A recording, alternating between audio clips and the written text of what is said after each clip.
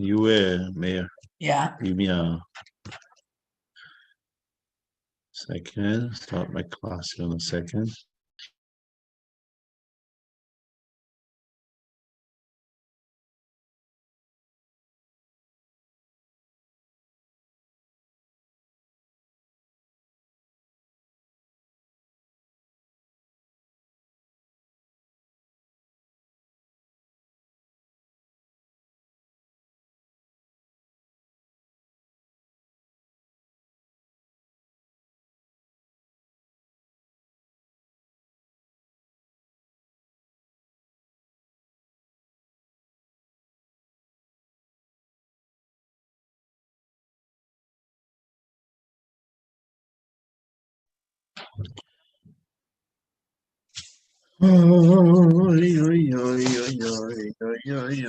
Shkoyach, Baruch atah Adonai Eloheinu melech haMashiach v'vorech.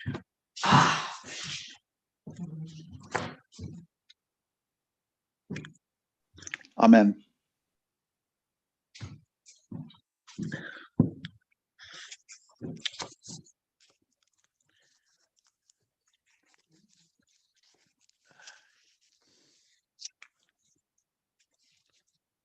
When's this day gonna close down? Perfect time for Monica.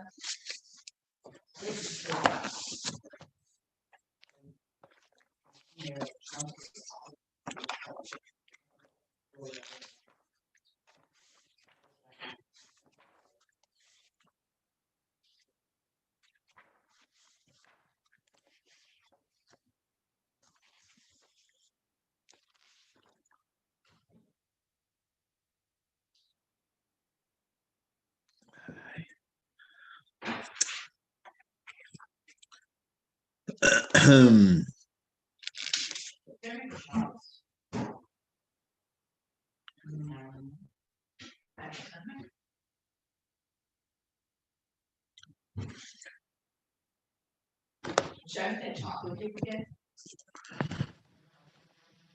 The chocolate cake I did last time? Yeah. All right, Erev Tov, everybody. Wonderful. We are ready to start tonight. It's Parshas Vaishlach. Parshas Vaishlach is the parsha. The essence of the parsha is the meeting of Yaakov and Esav. Obviously, the other part of Parshas Vaishlach is the story of Dinah and the arrival of the passing of Rachel and the arriving of Yaakov into the land of Israel. But the first part of the parsha, majority of the parsha, talks about the meeting between Yaakov and Esav. And that meeting of Yaakov and Esav is written out in great detail. And the reason why it's written out in great detail is because the story of Yaakov and Esav meeting and everything that came as a preparation for that meeting and everything that happened in between is a clear indication about the future dealings that will happen between the Jewish people and the nations of the world, all the way till the coming of Mashiach. So any conflict, any event in history that is associated with this interaction between Yaakov and Esav is all hinted in Parshas Vayishlach. And as the Gemara says, that some of our sages before, they used to go and have meetings with the Roman government, they used to sit down and study Parshas Vayishlach. Because in Parshas Vayishlach, we have all the information that we need regarding the interaction between the Jews and the nations of the world around them. Good evening, David. Welcome. Hi.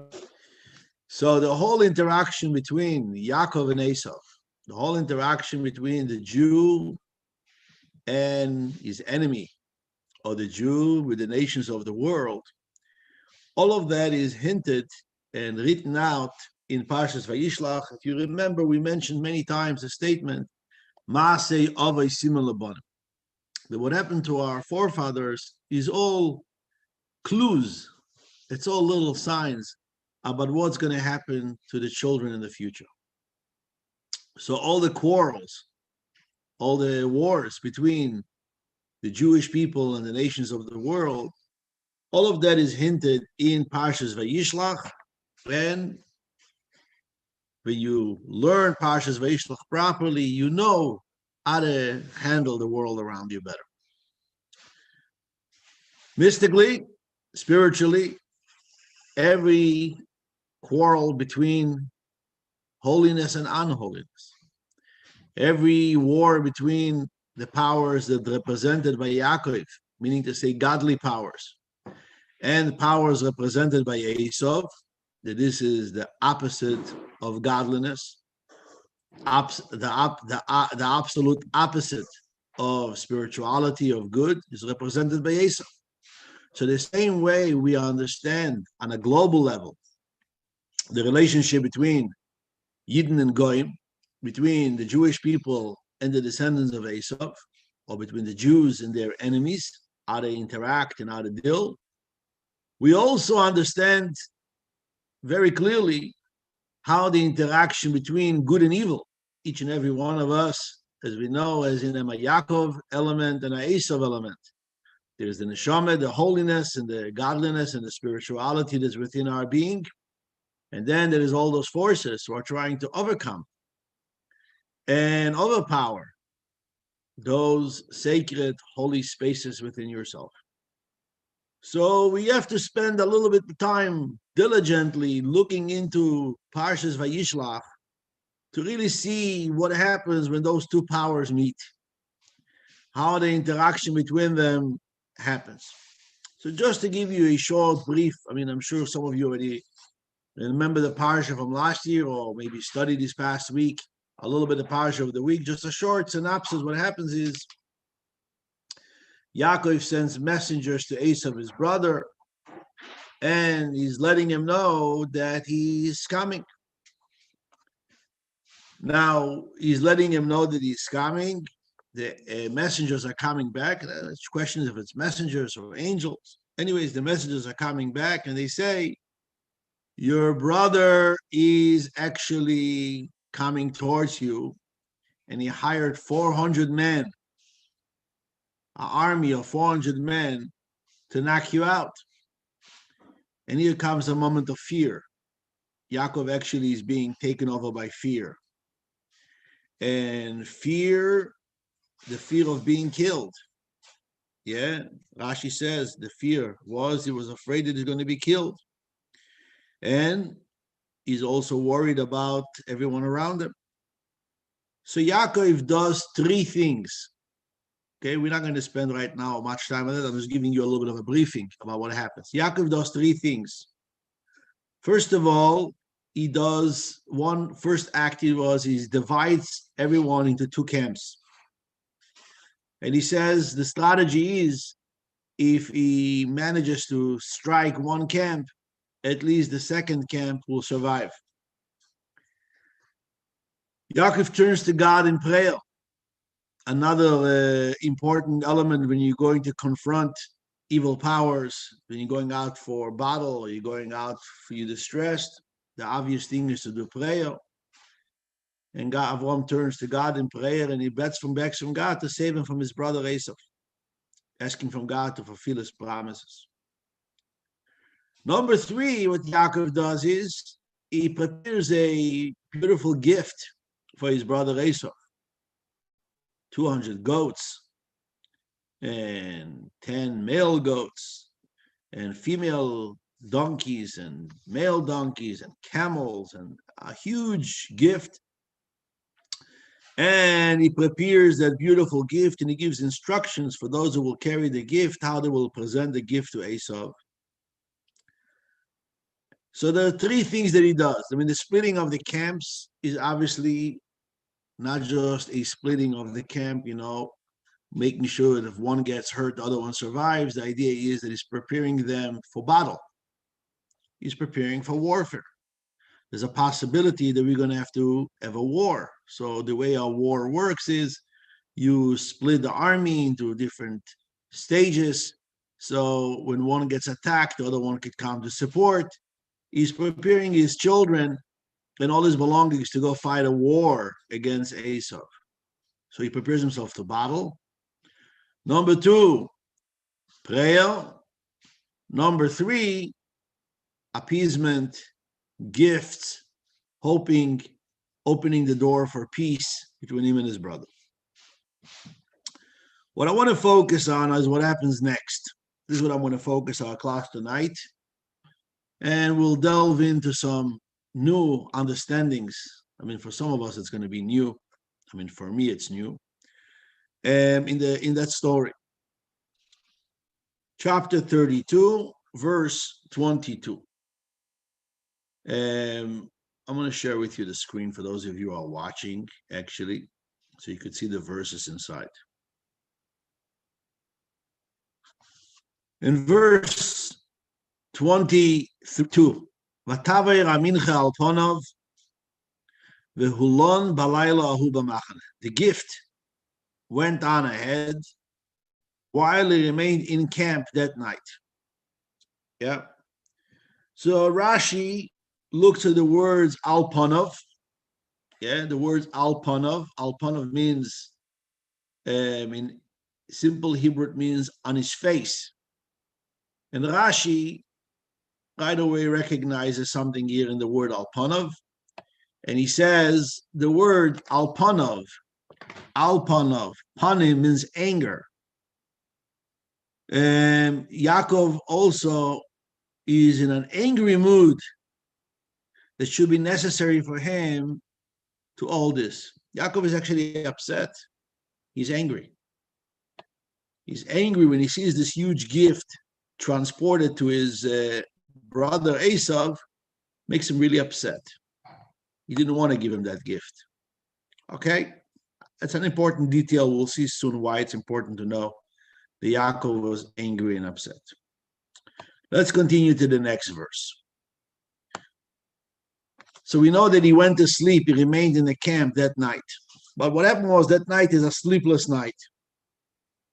Vayokom, verse 23. Vayokom balaylahu. The same night, he woke up. Meaning to say, he was hoping maybe to camp that night, to sleep that night. But maybe that anger, that upsetness causes him not to fall asleep. And he wakes up that night. Vayikach eshtei noshav, v'shtei shifchoisav, v'sachadasar yolodov. He wakes up in the middle of the night. He takes his wife and his 2 maidservants and the 11 children. Vayavoir esmavar yaboik. He crosses the Yabok brook, whatever it's called, Mavar Yaboik, the ford of the Yabok. Verse 24, Vayikochim vayavirem esanachal vayaviris hashaloi. After taking them across the river, across the stream, he sent across all his possessions. And Rashi explains that basically Yaakov stood in the middle of that stream and he was passing everything, all the cattle, all the sheep, all the belongings, everything he took from the house of Lavan, everything would be moved to the other side. Okay, you have to remember, this is all in the middle of the night. It's pitch black. There's no flashlights. There is no daylight. There's no lighting. And then something happens. Vayivater Yaakov levado, verse 25. Vayivaser Yaakov levado. Yaakov was left alone. Vayeavek ish imoy. And a man wrestled with him ad alois hashachar, until the break of dawn. So this is the middle of the night. He finishes moving all his belongings to the other side, and suddenly a man. Now, who is the man? We'll see soon who the man is. A man wrestled with him all night long until the break of dawn. Now, when you read the verse itself, you don't have too much information what exactly is happening. But the Gemara in Chulin, page 91a, and Rashi references us to the Gemara in Chulin. Yaakov left alone, says Rashi, He had forgotten some small jars and he returned for them. The Gemara in Chulin, over there, the Gemara talks about the laws of Gida Hanashe. We're going to see soon that as a result of this incident, of this fight between Yaakov and the angel, the Jewish people don't eat what is called the sciatic nerve. We don't eat that vein. The back part of the animal is not eaten as a remembrance for this quarrel between Yaakov and the angel. But Rashi says, and Jacob was left alone. So Rashi says, why was he left alone? He forgotten some small jars and he returned for them. Oh, interesting thing, forgotten. What do you mean forgotten? Why suddenly he forgot jars? He remembered to pass everything and he forgot some jars. What was in those jars? Any information about those jars? Why did he forget jars? Why did he forget them in the first place? Why did he even go back to them? There's an interesting quote in the Gemara. Those of you who have access to the Gemara in Chulin, the Gemara says over there something very interesting. The Gemara says from here we learn that by tzaddikim, their money, their possession is very valuable for them. That he was willing to alter his life just to bring the little jogs that was left on the other side. So we learn from here that a tzaddik is a very special relationship between him in every item that he has, even small jars. There's money. But their money is more precious to them than their body. And we'll see soon what exactly happened with those jars. But I want to just pause for one more second. I want to first of all understand who is this man. A man came, suddenly a man appeared in the darkness of the night, and he began fighting with Yaakov. What type of a fight was it? Was it a physical fight? Was it a spiritual fight? What was the fight? So who is the man? The Talmud tells us in the same place, and Rashi brings it here as well, that the man was the ministering angel of Esav. Every person as an angel. Yeah. And the angel of Esav came and he put up a fight with Yaakov. The Malach, an angel of Esav. Now, how did we know there was an angel? As we're going to see soon. In verse 29, it tells us that the guy was fighting him. He touched him by his thigh. And Yaakov became, he moved out, he dislocated. He strained and wrestled with him. While he wrestled with him, he pulled out his hip from his socket.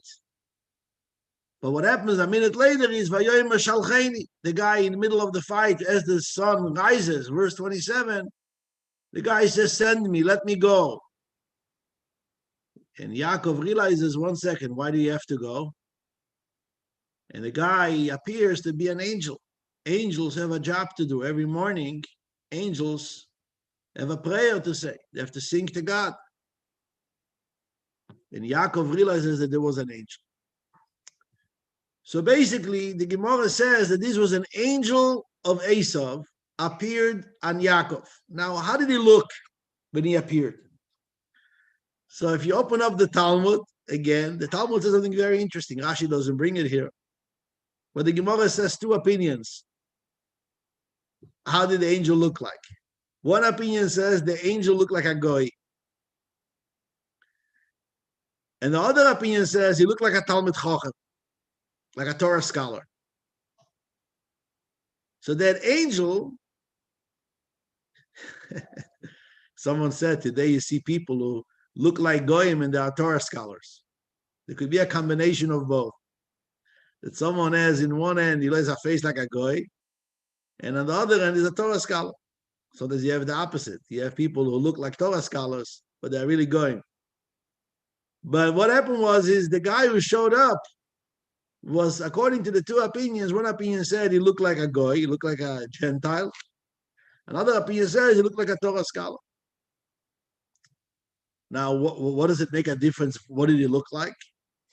the Talmud, there's a whole discussion which thigh, which hip did he locate? Where exactly did he touch it? On the right side or on the left side? Now, what does it make a difference if it was on the right side or on the left side?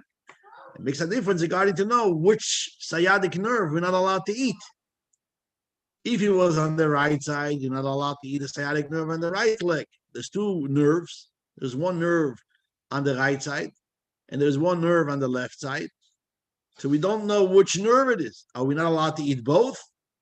Or we only not allowed to eat the right? Or we're not allowed to eat the left?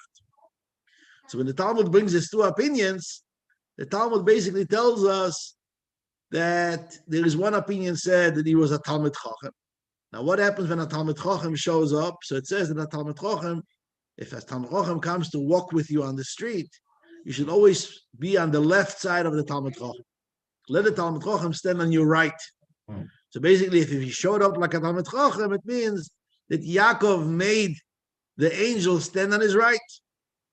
Now, if Yaakov stood to his left. Now, if it was came looking like a guy, so it says that if someone who gets someone who is being confronted by a threat, a guy shows up and you don't know if he's good or bad, he might attack you. Always make sure to keep the guy to your left. So if you have to attack him, you're able to be in a position of attacking him in an easy way. A third opinion over there says that he came from the back. So this is why both sides are prohibited.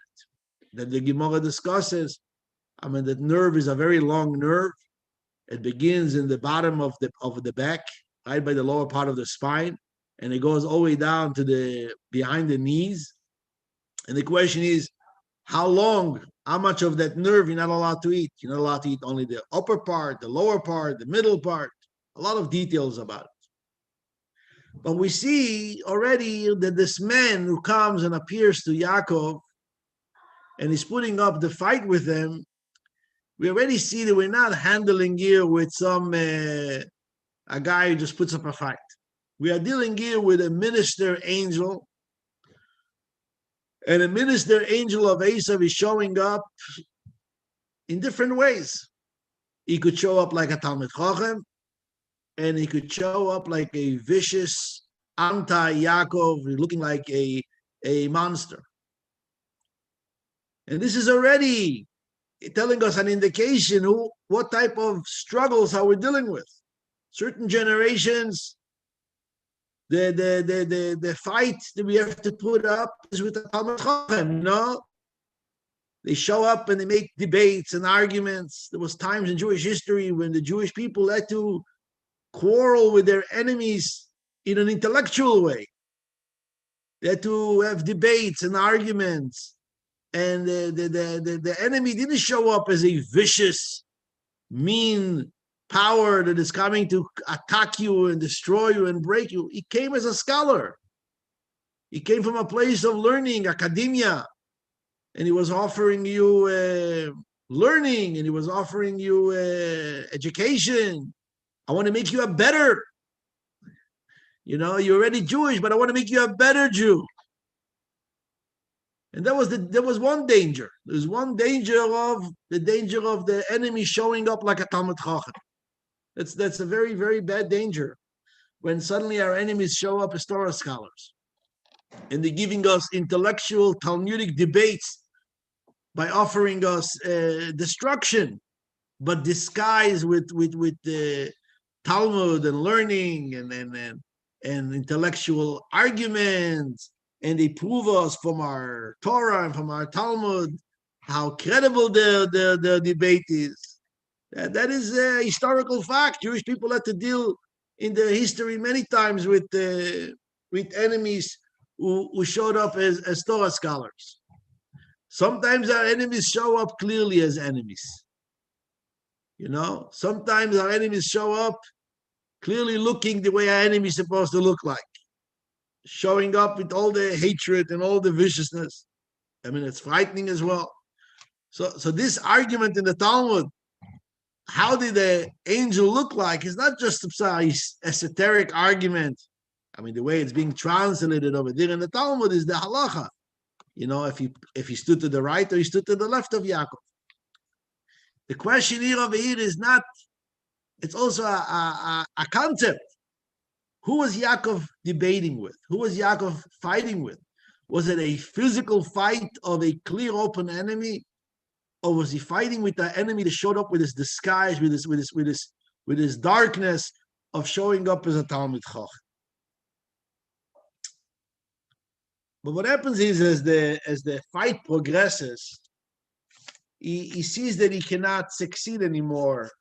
He can't win Yaakov. I guess if you say he showed up as a Torah scholar, he was debating him. And he saw that the debate cannot go on because Yaakov was winning the debate. Or could be started with the intellectual debate. When he saw the intellectual debate doesn't work out. So as always, when you have a debate with someone who has no argument, what happens after someone has nothing to argue back? It becomes violent. So very possible that he began as a Talmid Chacham, and when he saw that the Talmid Chacham argument doesn't work anymore, so he put up a physical fight. He started, using his hands. But what happens when he starts using his hands, he's touching Yaakov in a very delicate place. He's touching him in a place, as it says in verse 26, now the word kaf yerecho in English is mistranslated. But where does he touch him exactly?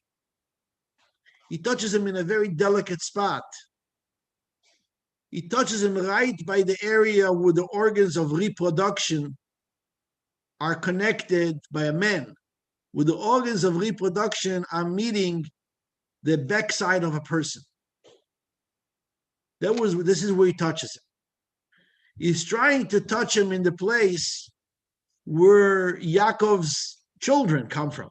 I mean, Yaakov already had 11 children, but he tries to contaminate. He tries to touch that place where the descendants of Yaakov come from. He can't touch him anywhere else. You're realizing he can't touch him anywhere else.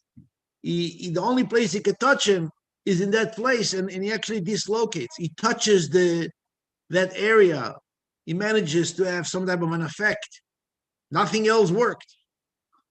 And this is, by the way, this is what we see always with what those who try to wrestle with the Jewish people, if it was in Russia or in the history of the wrestle between the Jew and the world, was always the children, trying to infect the children. They realized that with the adults, or they gave up, or there was the adults always had an argument back. But, if you saw it with Pharaoh later on, what does Pharaoh do?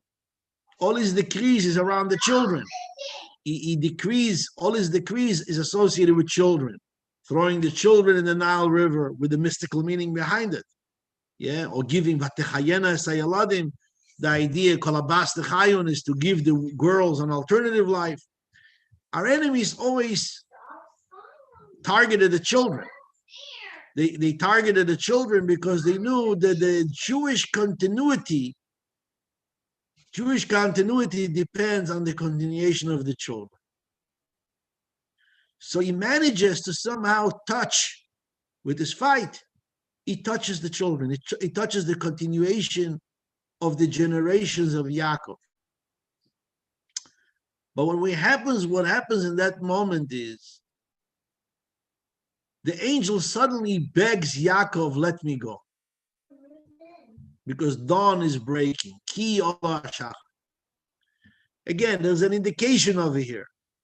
The whole power of Esav, the whole power of our enemy, is only when it's dark.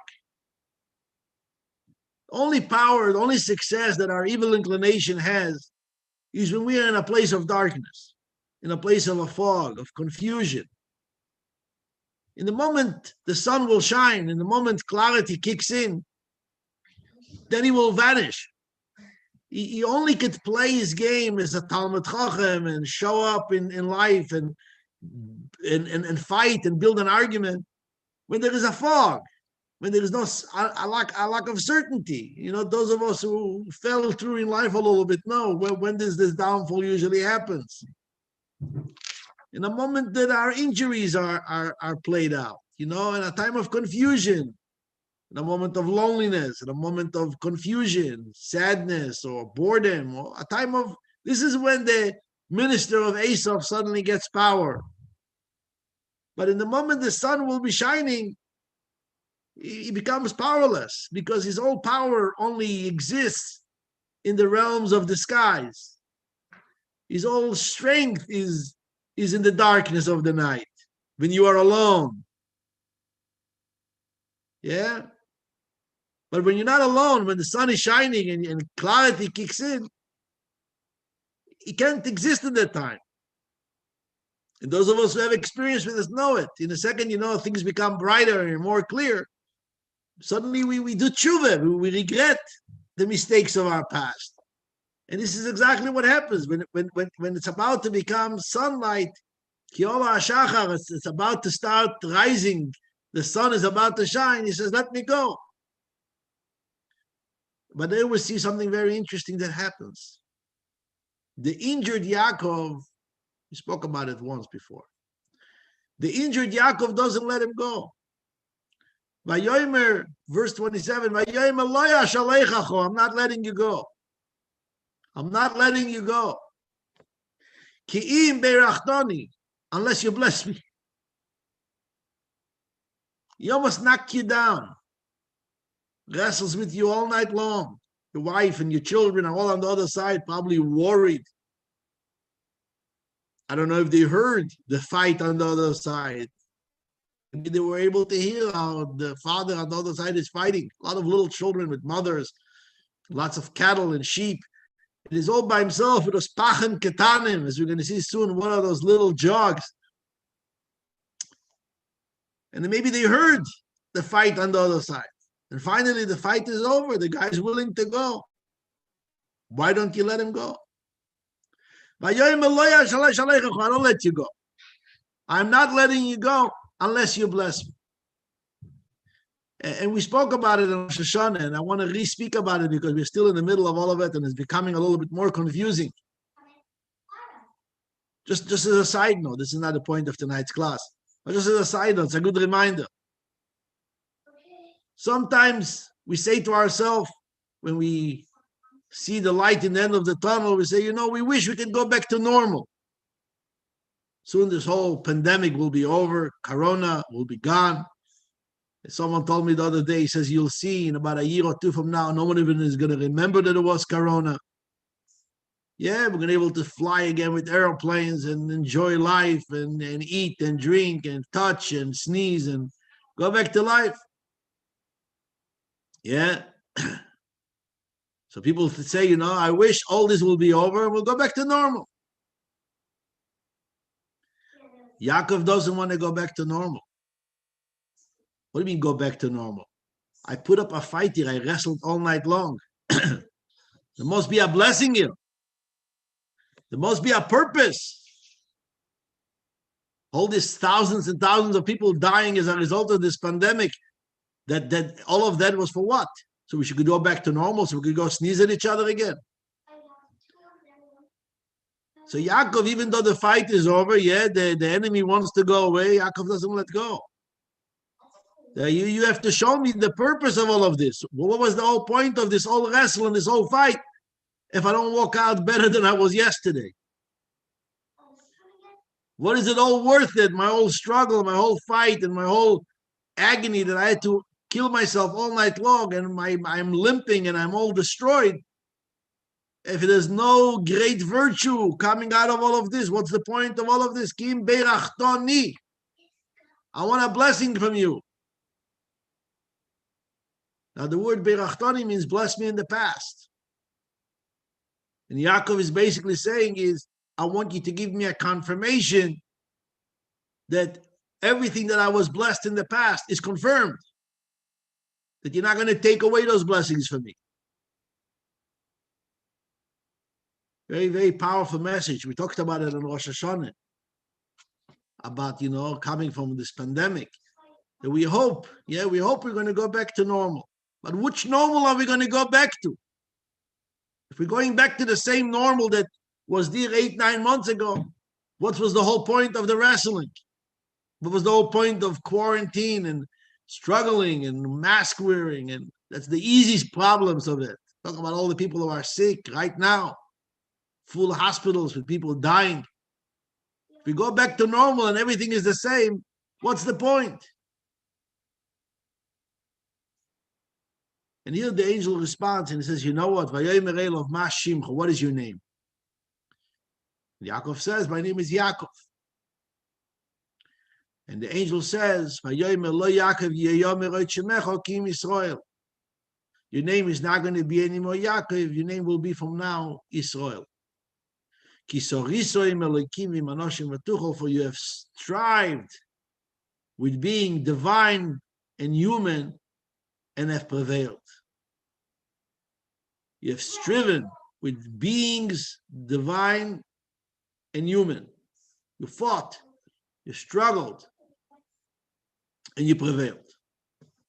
Basically, that name that we have, Israel, the name Israel is a name that indicates greatness, ministry, power.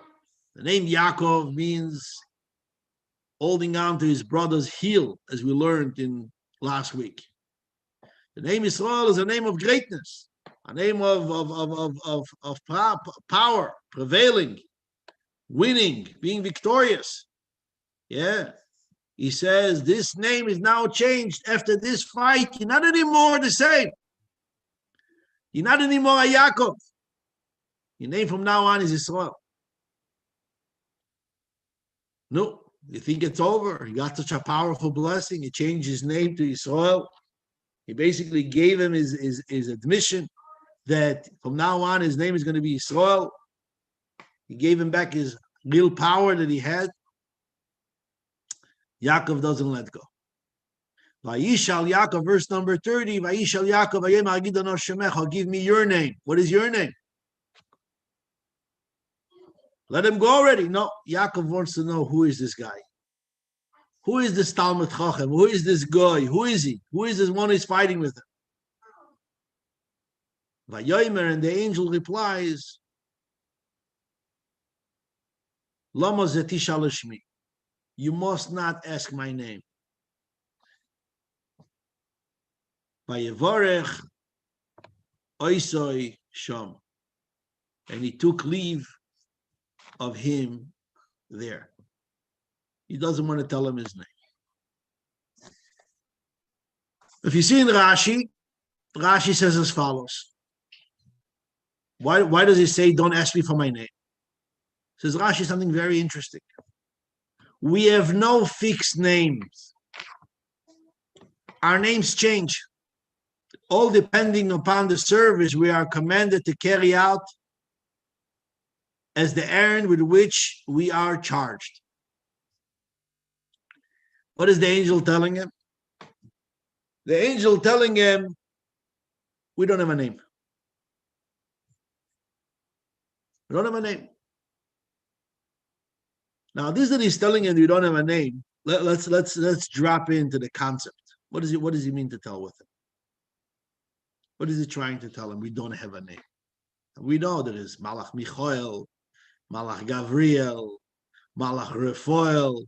Yeah.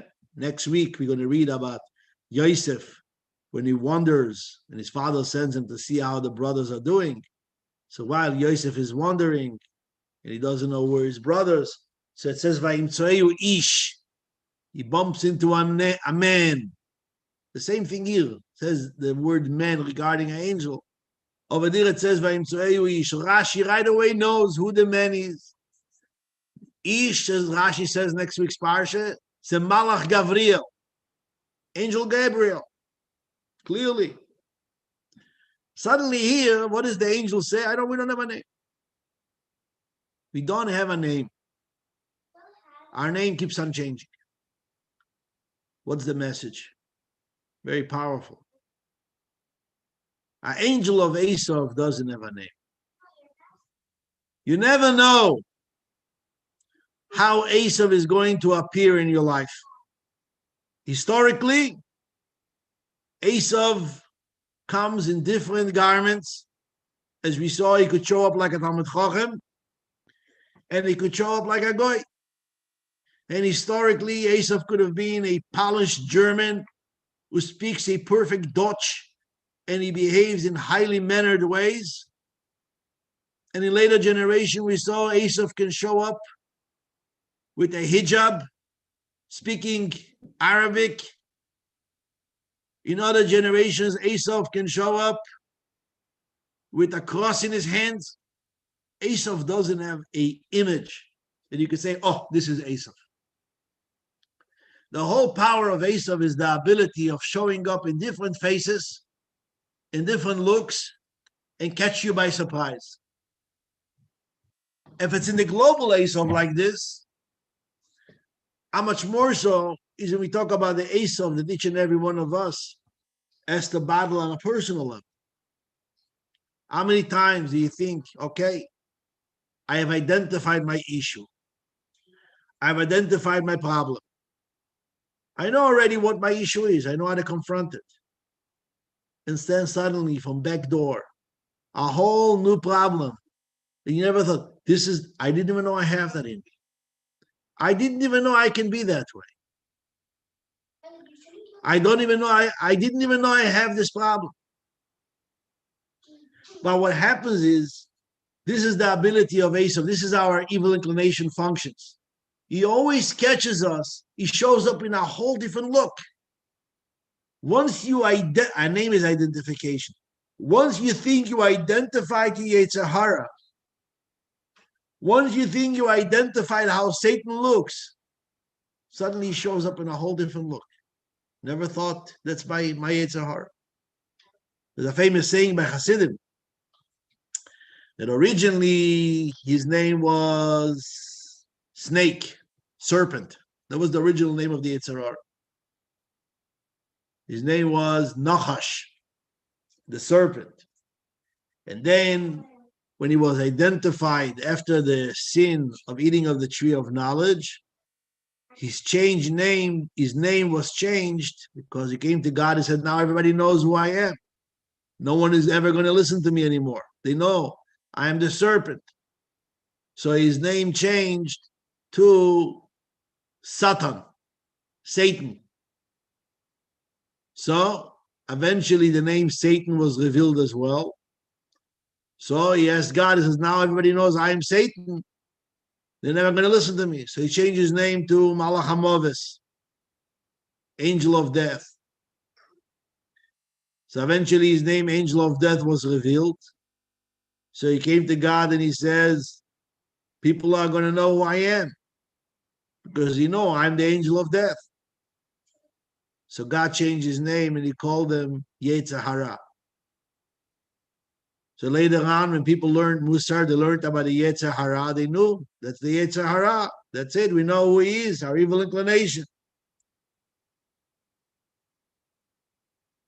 So he changed his name to Yeshus. Yeshus means I am. And who are Yetzer Hara, who are Satan, who are Malach HaMoves. It's all the same.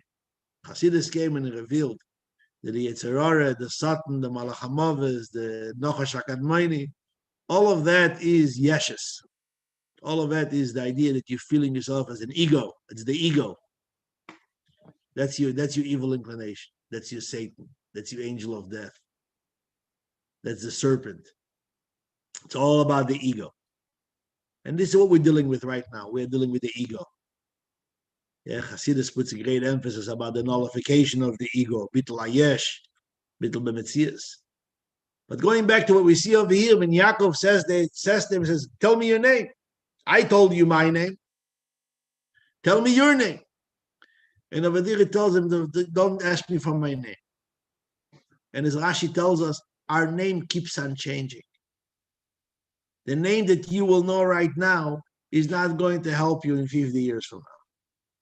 Whatever you know about your evil inclination, about your ego right now when you're 40 or 50 years old, I promise you, when you're going to be 55 or 65, you're going to be dealing with a whole new set of ego, a whole new set of problems. I just want to get to the point here about the sciatic nerve. We have a mitzvah here. This is actually a biblical prohibition. Verse 33. Al kein lo yoichlu bnei Yisrael es gidanosher asher al kaf hayorech ad hayoim hazeh. This is why the children of Israel to this day do not eat the thigh muscle that is on the socket of the hip. Ki noga b'chaf hayorech Yaakov b'gidanosher is because Jacob's hip socket was wrenched at the thigh muscle. And this is the prohibition till today, by the way. You cannot buy, it's almost impossible to buy meat that comes from that part of the animal.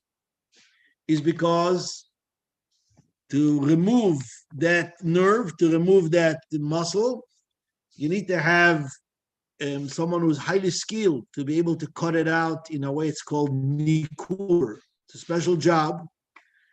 Like there is a shoichet, there is a boydek, there is a job called a menaker, someone who his job is in the slaughterhouse to use special tools and special knives to cut out that nerve. Certain times in history, there were people who were professionals in that. In Israel, there's still some people who have certain traditions about how to do that. But in a bulk of places, it's very hard to find kosher meat that is meat coming from that side of the animal, because it's a very complicated piece to take out and able to define exactly which part of it. But this is a biblical prohibition. That's one of the prohibitions in the Torah. And the reason why we don't eat that nerve is commemorating that event of Yaakov wrestling with the angel. Very interesting. Do you know any other mitzvah that we do today? I challenge you. Do you know any other mitzvah that we do today to commemorate something that happened to our patriarchs? I mean, we do circumcision because God commanded Avraham to do circumcision, and he commanded it in the Torah. But is there any other event that happened to our patriarchs that we have a commemoration today as a result of what happened to them? A mitzvah. Do we have a commemoration about what happened to binding of Isaac? Do we do something today to commemorate the binding of Isaac? Do we have a commandment, something that we eat or don't eat, or we do or we don't do to commemorate the binding of Isaac? That's a historical big event. Do we do something to commemorate Noah and the flood? Do we do something to commemorate one of the events that happens to Avram, to Yitzchak, to Yaakov, to Yosef? Nothing. I mean, the first commandments we have is to commemorate creation, and that we do by making Kiddush Friday night. We have the mitzvah of Shabbos. Yeah? I mean, we have commandments, but to commemorate a specific event that happened to Avram, Yitzchak, and Yaakov, is there any other mitzvah that has something like this to say, no, the reason why we do this, and this is to commemorate an event that happened with one of our patriarchs? Very interesting. We have one commandment, the commandment of not eating that nerve, that muscle, and we're doing it to commemorate this, that our forefathers fought with an angel and he won that fight. Such a defining story.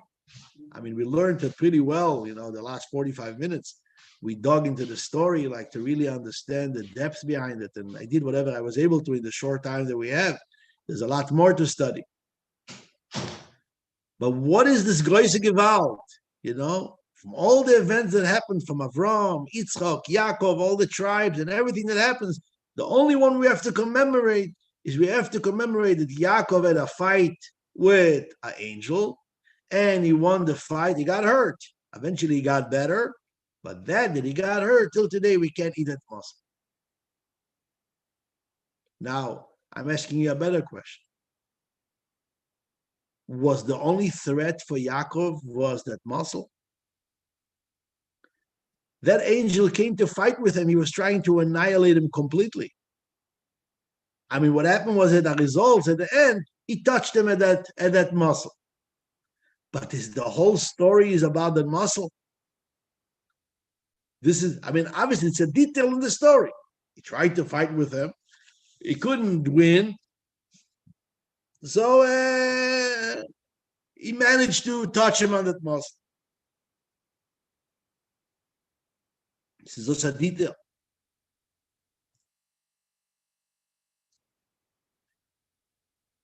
Now, it's not a question that I'm inventing. This is a question already the Mefarshim are asking. And some of the Mefarshim are trying to answer it in different ways. Obviously, some of them answer it in a mystical way.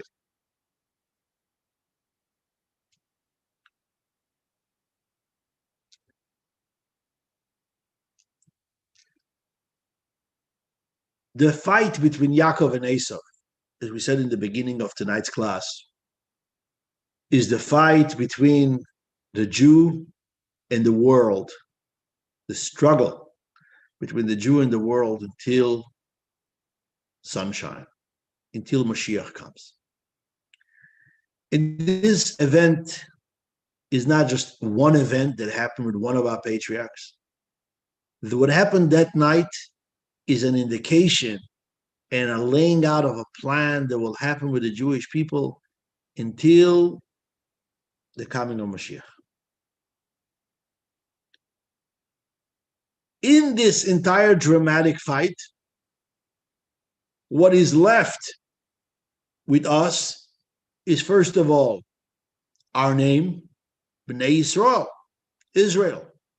That's the name of the Jewish people until today. The land of Israel, the children of Israel. This is a huge outcome of this entire night of struggle and fighting.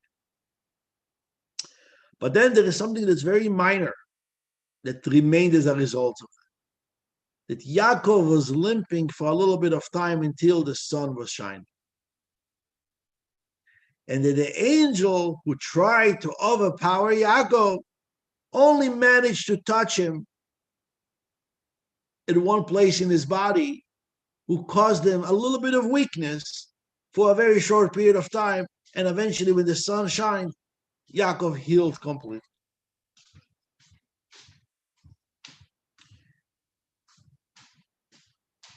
What's the idea of the prohibition that comes as a result of not eating that nerve?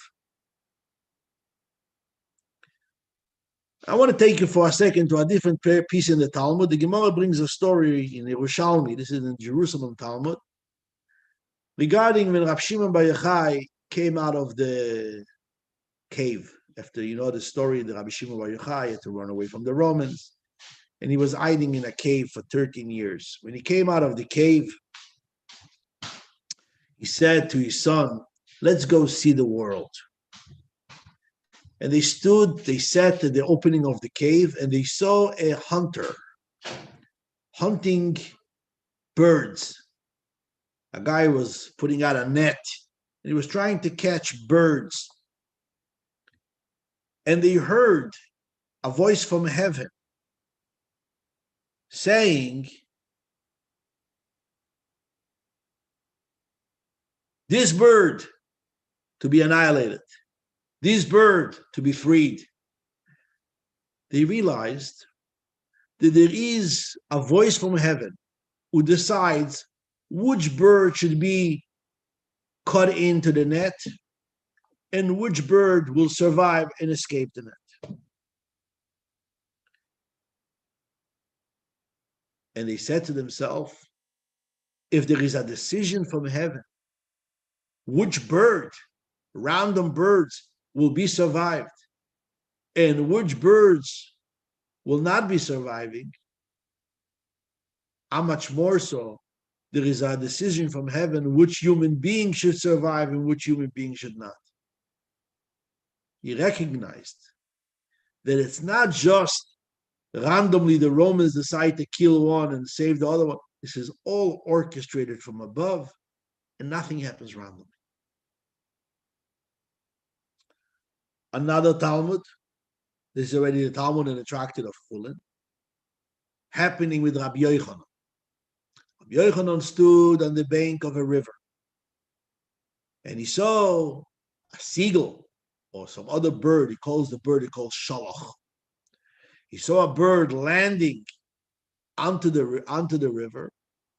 There's a lot of fish swimming, and the bird picks one fish and he flies away with it and he eats him up.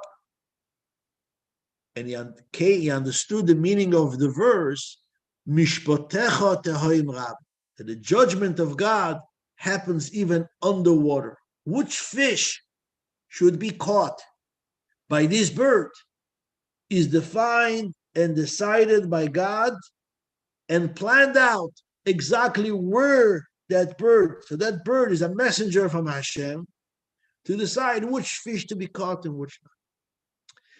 These two Talmudic stories actually are laying out the foundation for the teaching of the Baal Shem Tov and the idea of divine providence, that there is divine providence in every single detail in the world. We all know, those of you who learned Hasidus long enough know, that the Baal Shem Tov is debating the Rambam.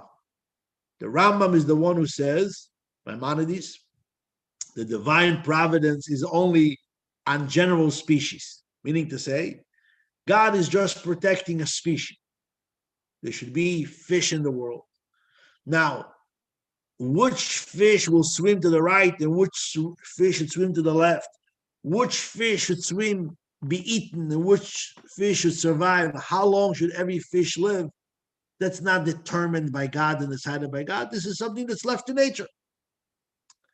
The Baal Shem Tov, on the other end, he, coming from the teachings of Rabbi Shimon Bar Yochai, teachings of the Zohar, teaching of mysticism, he comes and he says, there is no such a thing in the world that something is random. In the details, if a straw, the Baal Shem Tov was using the term, if a straw falls off from a wagon, in Russia they used to carry the straw on wagons, and a straw falls off from the wagon in the way, and falls in a certain place, and the wind blows the straw from one side to the other side. Says the Baal Shem Tov, this is all divinely orchestrated. And the famous incident where the Baal Shem Tov walks with the students and he's discussing his idea of Hashgacha Pratis, and a leaf falls off the tree. And one of the students says, even that leaf falling off the tree? And the Baal Shem Tov says, yes. And they went and they saw that there was a worm, and the leaf fell in a way to cover on the worm so it doesn't melt in the heat of the sun. That even that was divinely orchestrated. The idea is that the details, the smallest and the minute details, in them lays the greatest secrets of the divine plan. I mean, today, scientifically, if you admit or you agree to the whole idea of global warming or not, but the bottom line, there's an essential truth, what we call the butterfly effect, that every act of a human being has a ripple effect on the entire universe. How much more so in the divine universe, in Hashem's world, a world that was created and is sustained by God, and you say Hashem Echad, meaning to say that God's oneness imbues every detail in creation, you understand that there's no such a thing that's random. Nothing happens random. Everything is orchestrated to perfection. The Rebbe gives an example about a kitchen. Yeah? All of us have kitchens. So the Rebbe says a kitchen, the husband, a kitchen is a concept. What do you need to have in a kitchen? You need to have a place to chop vegetables. You need to have a place to put up a pot with hot water. You need to have a sink. to wash dishes or to rinse the vegetables or the meat that you're going to cook. The Rebbe says the akeres habayis, the one who runs the household, she or he, whatever is the one. These days you're not allowed to say she because you have to allow both equality. Yeah. So the he or the she or the he she or the she, the one who runs the kitchen, knows that every detail in the kitchen matters. There is nothing extra in the kitchen. I don't have extra pots and pans. Every pot, every pan, every knife, every fork has a purpose. This is in a kitchen that belongs to a private person. How much more so is in a world that was created by a God, the ultimate perfection. So the way Rav Shimon Bar Yochai saw, there's a decision which bird should get caught and which bird should be free. Or Rabbi Yochanan sees that seagull or whatever the bird is who flies down and catches the fish. He sees in that divine intervention. He knows that Hashem is orchestrating which fish is supposed to be caught today and which fish not. The mitzvah, the prohibition of Gid Anosha, says the Rebbe, tells us that in the greatest story of Yaakov Avinu's life, the moment when he changes from Yaakov to become a Yisrael, what matters? What matters is that detail, the big fight that his life wasn't threatened and he was supposed to get killed that night by this monster. That's a big event, a big story. But that little detail, the sciatic nerve that you as a Jew don't eat today, yeah, in your diet, there are certain parts of the meat that you don't eat. That's the leftover from that fight. What remained from this entire struggle is a mitzvah that emphasizes such a detail. Now we're going to go back to Yaakov. Why is Yaakov alone?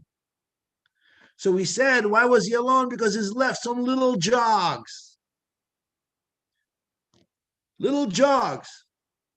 So for little jogs, you're willing to walk away from your wife and your children and all your cattle just because of little jogs? So we said that the Talmud tells us that here we see, those of you who were in the beginning of the class, the Talmud says that we see here that tzaddikim, their possession is very precious to them. That's exactly what it is. There is no such a thing, a little jog. There is no such a thing, a little jog. You think, okay, it's a little jog. No, by Yaakov Avinu, that little jog served a purpose exactly like everything else in his life served a purpose. So we don't leave little jogs on the other side of the stream. There was no such a thing, just little jogs. The Gemara emphasizes, what did he go back for? He went back for the details. For the most simplistic, for the littlest thing, he goes back to the other side to go get it. Because this is where the fight happens. Ladies and gentlemen, the fight with the minister of Esav is not about the big things, the big stories, the big events. Those things, this is not where the fight breaks out. You know what Esav wants? You know where does Esav wants to get you? He comes to you to those little details that you say, this is just forgotten little jogs. The big sin, this is little sin. You shall not murder, you shall not steal. That I understand. But which exactly, am I lighting Shabbos candles at this and this time, or I'm lighting it 5 or 10 minutes later? Over there, you're going to drive me crazy? Okay, so Shabbos came in. It's still not dark outside. You can still light the candles. This is where he comes. Esav comes to put up a fight with Yaakov, you know where? In those little tiny details that you look at and you say it's insignificant. That's exactly where he comes. This is where he shows up. And you know what the story of Hanukkah is? The story of Hanukkah is that the whole victory of Hanukkah is connected to what? A little jog. Pach. Yeah, the same word here. Pachim ketanim. One little jog. One little cruise of oil becomes the event that we celebrate Hanukkah until today, because this is what would the Jewish life defines itself by. It's not about the big picture. Yes, there is a big picture here. There was a fight, and Yaakov changed his name from Yaakov to Yisrael, and there was a big event. Maybe the binding of Isaac is a bigger event. I believe that the binding of Isaac is a bigger event. Historically, spiritually, there is a lot of big events. The incredible thing about this event is, yes, his name changed from Yaakov and Yisrael. There's a big picture here. Life of Yaakov was on a threat. He was about to be destroyed, and he survived. Beautiful. Sarah also was about to be destroyed by Pharaoh, and she survived. Rivka was in the hands of Avimelech, and she survived.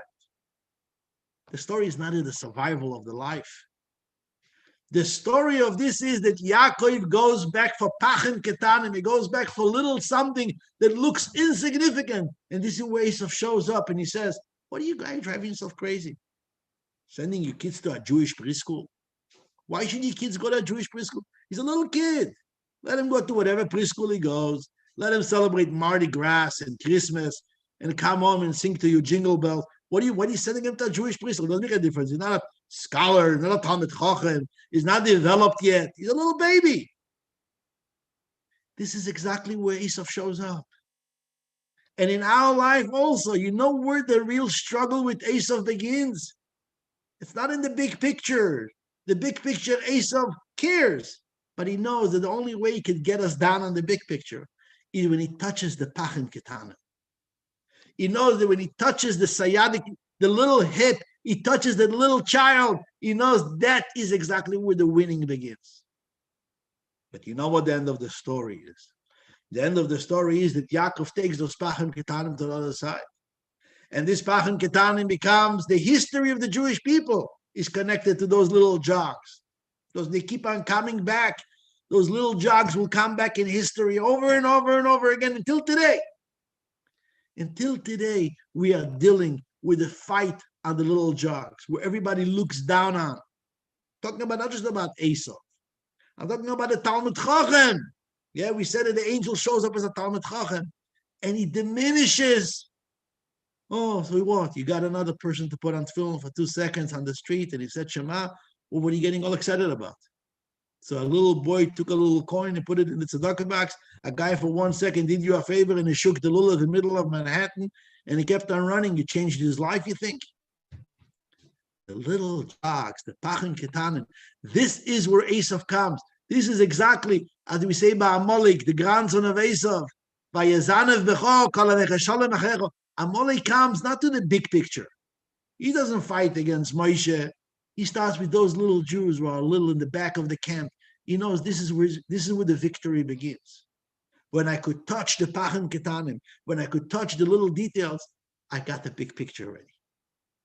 Our power is in the small details, the little mitzvahs, the hidurei mitzvah. Yes, that way, not in a different way. I'm going to say it in such a way. The kanoas, the zealousy on the details, because you know where God is found. The famous saying, God is found in the details. God is in the pachin ketanim. In the pachin ketanim, this is where you have the pure cruise of oil. So we're standing tonight before Yutas Kislev. Tomorrow night is Yutas Kislev. It's the Rosh Hashanah of Hasidus. This is all what Hasidus teaches us. Hasidus teaches us this idea of finding Hashem in a leaf falling off the tree. Finding Hashem in the littlest of details of our life. In a smile of a child. In a little struggle of ourselves. Over there is where you find God. And when you start finding God in those things, obviously you're going to find God in the big picture as well.